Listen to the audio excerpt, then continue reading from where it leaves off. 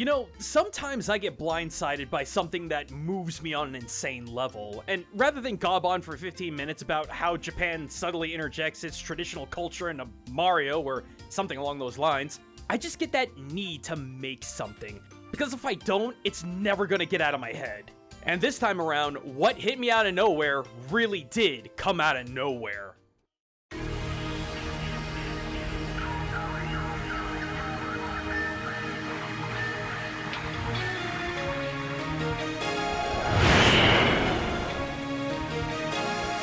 Safe to say, it's hard to feel nostalgic about a lot of things these days, what with new owners of the IPs either sitting on the property, periodically farting on them, or bringing them to utter ruination.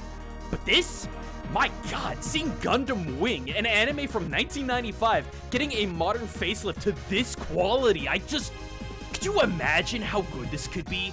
Like, look at how smooth and crisp, yet still keeping the feels of how it looked in the 90s. And that remix of rhythm emotion. If you're a 90s kid, I dare you to listen to that and watch the 7 Gundams show off their 2025 facelift, and tell me you don't get chills. And yo, check it out. Hito almost figured out how parachutes work. Almost.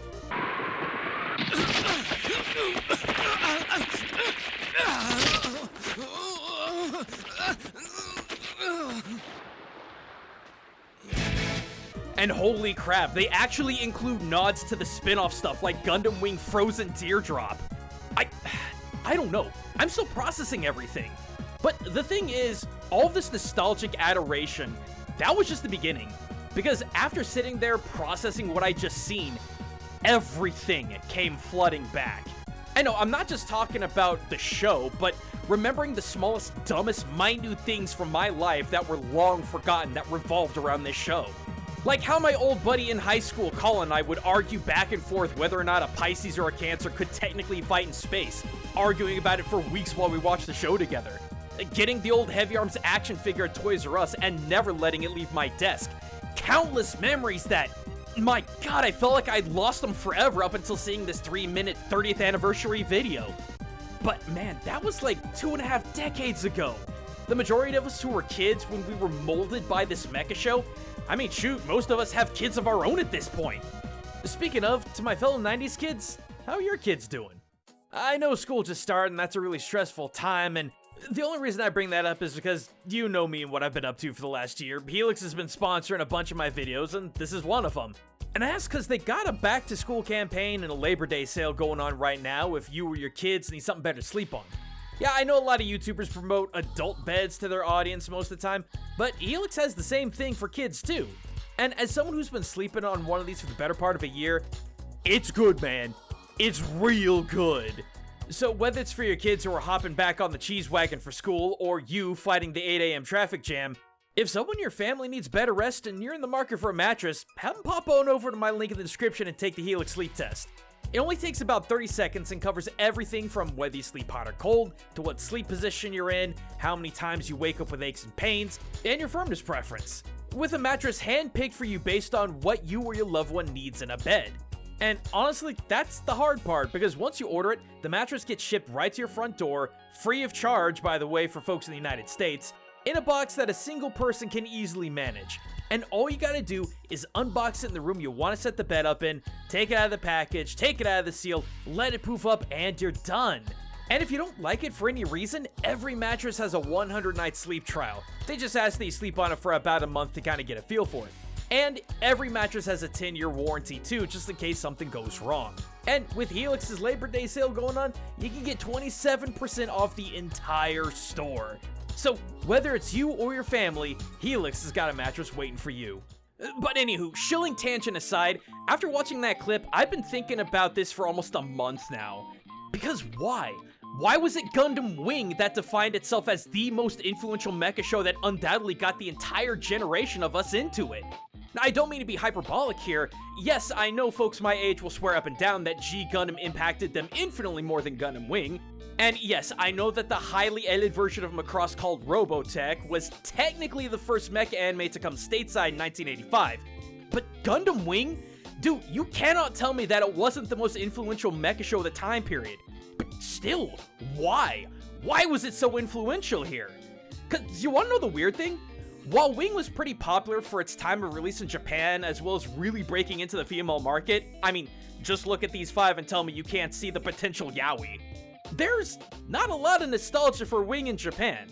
Listen, I know some of you want to argue this, but I have talked to dozens of Gundam otaku in Japan. I have visited some of the largest centralized locations for Gundam merch and museums, and I've spent many nights in multiple different Gundam-themed bars. But you know the one thing that I saw very little of, if anything, when it came to Gundam? Wing!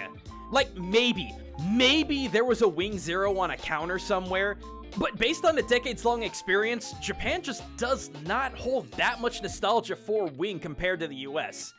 No lie, most of you know about Side 6, right? That small Gundam-themed bar that I went to all the time in Yokkaichi near where I used to live? Well, one day I got there super early, and Yazan, the owner, told me I could play whatever Gundam series I wanted on the big screen. We usually have a random episode of a random series of Gundam playing in the background as bar ambiance, so I told him I really wanted to check out Wing, and to his word, he played Wing for the entire night. But you wanna know the crazy thing?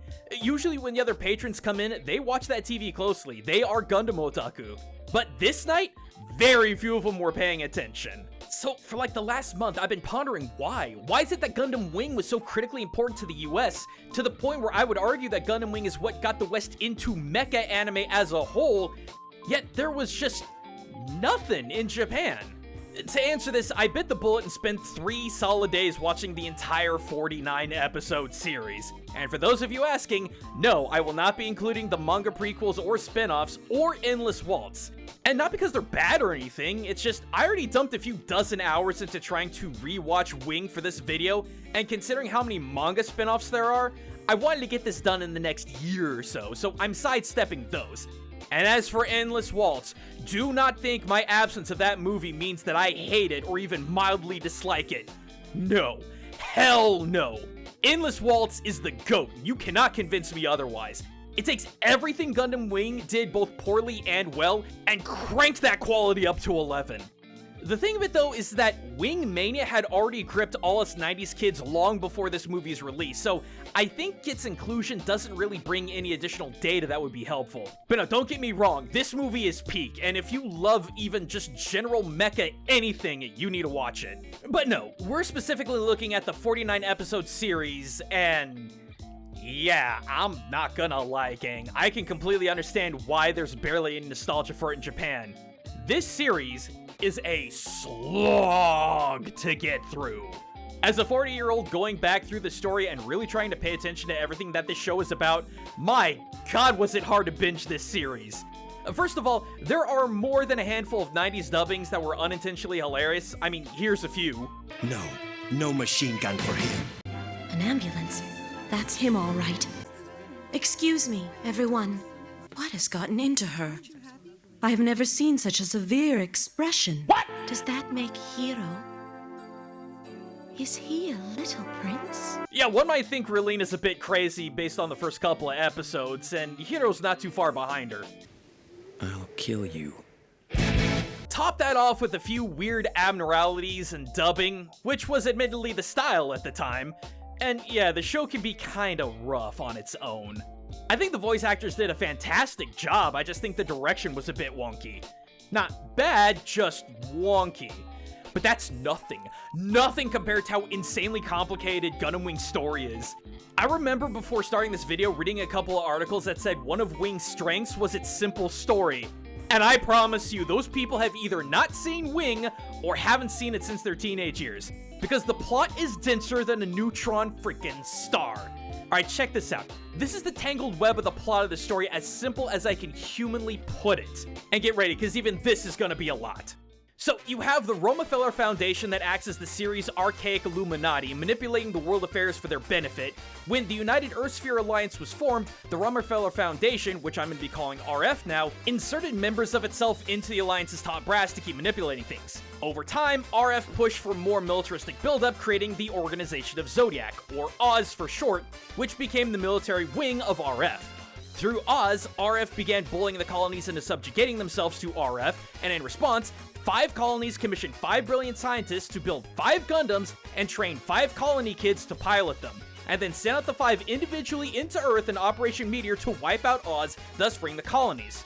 And not long after the Gundam show up and start wrecking Oz's face, Oz's militant leader, Treize Kush Renata, and his assistant Lady Un begin brokering for peace in the colonies and claiming that they're militant forces to create stability. And one by one, the colonies start falling to Oz's leadership willingly, and this shakes the Gundam pilots who continue to fight Oz knowing the colonies are being manipulated. But then Oz starts using pilotless mobile suits called mobile dolls, and Treize fractures Oz over the ideas of mans versus machines fighting in wars, you know, the human heart kind of thing, thus fracturing Oz into Neo-Oz under Commander Tuberoth, and Treize faction who fights under Treize's ideals, who he himself is now under house arrest until further notice. And then Crazy Pants Relina becomes less crazy. She finds out she's the heir to the Pacifist Sand Kingdom, who promotes these ideas of pacifism, and she gets more of the nation's worlds demanding pacifism. But then the colonies revolt again through the Artemis Revolution of White Fang, because I guess they saw through Oz's peace charade that they made up like 10 episodes ago, linking up with the old Treize faction to form a large massive militant group. And then the head of RF, Duke Dermail, makes Relina queen of the world to solidify his personal power, but Mark Urich of RF calls him out and then says that he needs to eventually step down. But Zex/Milliardo goes on from being an Oz soldier wanting pacifism alongside his sister Relina to joining and becoming the leader of the White Fang, representing the colonies starting a war with Earth. But Treize comes out of house arrest and becomes the RF's new leader to fight against Zex and White Fang, and White Fang has this big giant warship that they're blasting Earth with, but the Gundam boys with Noin and Sally Poe come in and stop them by ramming their ship into the other big ship. But Zex tries to pull an Operation Bridge to drop both ships on the Earth, destroying the planet. All the while, Hiro and Zex are having the same old debate of what is a warrior when Hiro shoots the warship with Wing Zero's Buster Cannon, and then the Earth is saved! You get all that? And that's just the Cliff Notes version. This is truly most annoying. Yeah, I can completely understand Japan's favoritism of Universal Century over this, because this is the Universal Century plot. Colonist philosopher Daikun talks about space colonies becoming independent from Earth. This guy kills him, steals the idea, starts a monarchy over power, his kids force the monarchy, war starts with Earth, and the Earth fights back with White Base and 3 iconic mobile suits. Done. Yeah, I know I skipped a lot of details, but those details are pretty self-contained. The core of the UC plot is basic compared to how much of a tangled mess Gundam Wing's plot is. And it's like Wing knows how convoluted it is because there's not one, but 2 back-to-back recap episodes. And not just that, but periodically, especially past the midpoint, characters will just randomly regurgitate the state of affairs of whichever plot point is happening, and it really, really comes off as unnatural. The same goes for the messages of man versus machine in war, kindness versus viciousness, and the traditional Gundam theme of war is bad. It's repeating a lot, making the show have that much more of a pacing problem. And I'll be real here, folks. Compare Wing to the OG Universal Century anime, and one couldn't be blamed for calling Wing a slightly weird copycat of the original. Seriously, tell me that Zex Marquis isn't Char Aznable. Both characters have different names in order to stay undercover, both wear masks, both use mobile suits that are custom built to be incredibly fast, so fast in fact that no other person can handle the G's. Char is the Red Comet, Zex is the Lightning Baron. Both characters are ultimately taking revenge for a militaristic dictatorship that destroyed their families and homeland when they were kids. And not to mention, about halfway through Wing, when Zex declares war on Earth on behalf of the colonies, come on guys, you can't tell me this isn't just Char's counterattack. These 2 characters are one and the same, and they're not the only ones. Relina is arguably Sayla, Lady Un is Cassilia, Treize is a weird hybrid of Dozel and Kirin Zabi giving Zex orders. Even some of the mobile suits look like Universal Century ripoffs, like the MS Tragos, which, dude, come on, that's just a gun tank that sometimes hovers. Finally, the real Hiro Yui in Wing was an assassinated idealist who advocated pacifism and unity amongst the colonies, basically kicking off the aggression between the colonies and Earth. And dang, where have I heard that before? So, I guess that can at least kind of explain why Japan doesn't have a lot of nostalgia when it comes to Wing, but it doesn't answer the question of why Wing built a generation of mecha fans. And you'd think it'd be the opposite, right? I mean, G Gundam was basically mascot-era wrestling with giant robots in space. It don't get much more simple and over-the-top than that. So why did Wing work in the West? Well, I have a couple of theories, and at the core of it is timing. Now, think about this, fellow 90s kids. When we were in elementary and middle school, what were we watching? Teenage Mutant Ninja Turtles, Voltron, Power Rangers, Transformers, you know, stuff like that. Now, think about what those shows feature. Think about the cast of characters, the action, the themes. Now think about Gundam Wing, its characters, its action, its themes. They are the exact same. But more than that, they were all these themes that we knew and loved as kids, but told through a lens that was far more adult and far more serious in tone, and just in time for our adolescence. Let me break this down bit by bit, and I think you'll understand what I'm trying to put down. We got the late 80s, early 90s, so TMNT. A group of 4 individuals with very different personalities engaged in a crap ton of martial arts and melee-focused action. Sure, there's a lot of 90s slapstick and era-dependent jokes, but what we loved the most as kids with this show was the action. And then we also had Transformers. And instead of having humans or turtles or whatever, we had sentient robots who could transform and take part of these big giant fights against other giant robots that could transform. It was really cool.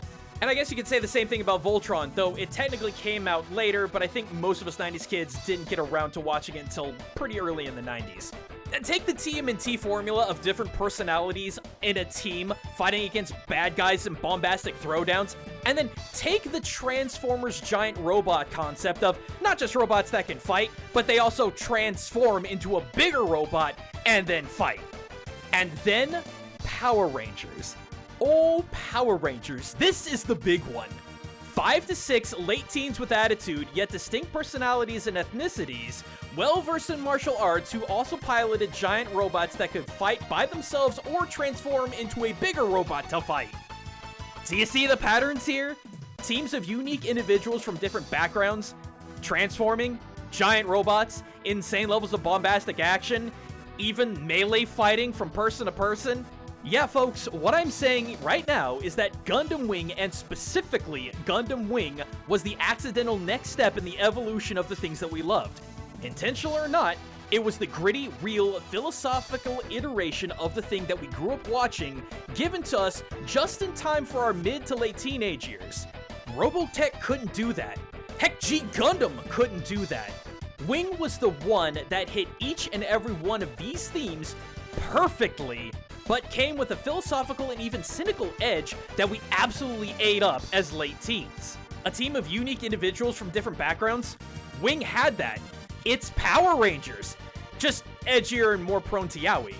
And yeah, gang, I know the first half of the show had the Gundam pilots not really realize they were on the same team doing the same objectives. I mean, they would actually openly attack one another sometimes. But by the end, they were a team, straight up. Big fighting robots?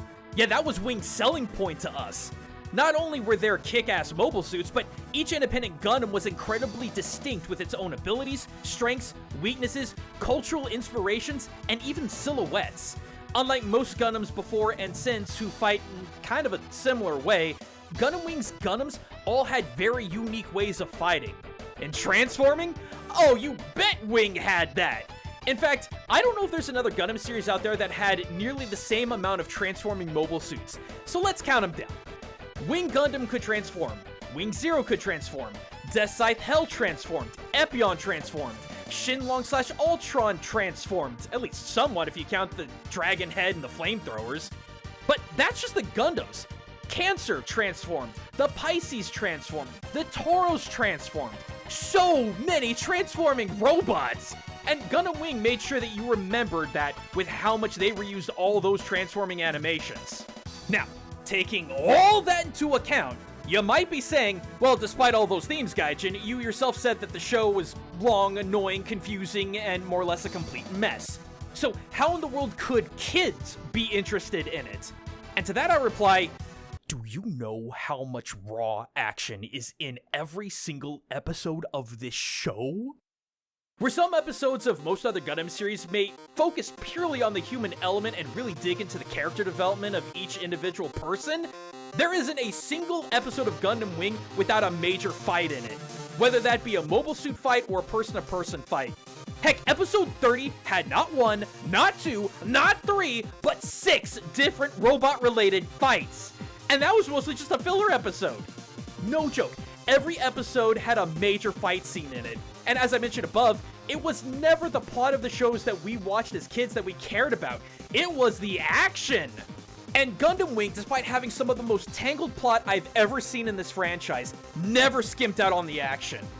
Were there a lot of action scenes that were recycled? Sure. But we didn't care. And why? Because I would go so far as to say that the majority of Gundam Wing being run in episodic style, despite being a serialized series, was its greatest strength in this. Sure, the plot was a dense mess of faction imbalances, but despite that, we were old enough to have a general idea of what was going on. There was also a recap to the previous episode, so no matter what episode we watched, we knew what we were getting into with the plot. And honestly, despite what we may have said then, what we fell in love with were the designs, the characters, and the action. And those are things that you can enjoy no matter what part of the story you're in. Whereas these days, with serialized binging being the norm, yeah, I can't suggest binging Gundam Wing. It's freaking exhausting. But in chunks over time, especially with reruns helping us to give us another attempt at understanding this complicated plot, yeah, it works beautifully.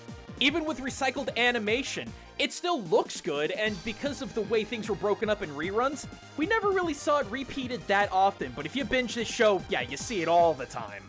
I know this might sound dumb, but I honestly think that without Gundam Wing releasing when it did, with its perfect timing and its themes and how it appealed to an older audience that was starting to outgrow things like Power Rangers, I honestly think it would have taken a much longer time for Mecha to really blossom in the West.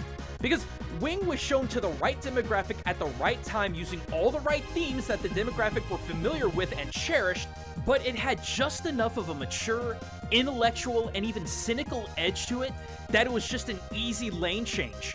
It was inevitable. For Japan, the robot craze was already 2 decades old.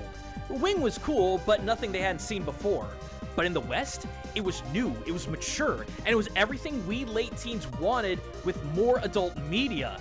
But it was also familiar. It had everything we already loved, and without it, I honestly don't know where or when Mecha would have actually taken off over here. Maybe G Gundam would piggyback off the 90s hype of mascot wrestling. Maybe it wouldn't be until the West finally got to see the Universal Century side of Gundam proper before the popularity would rise. I don't know. But what I do know is Gundam Wing built a generation, and I really do think we would have been very, very different otaku without it.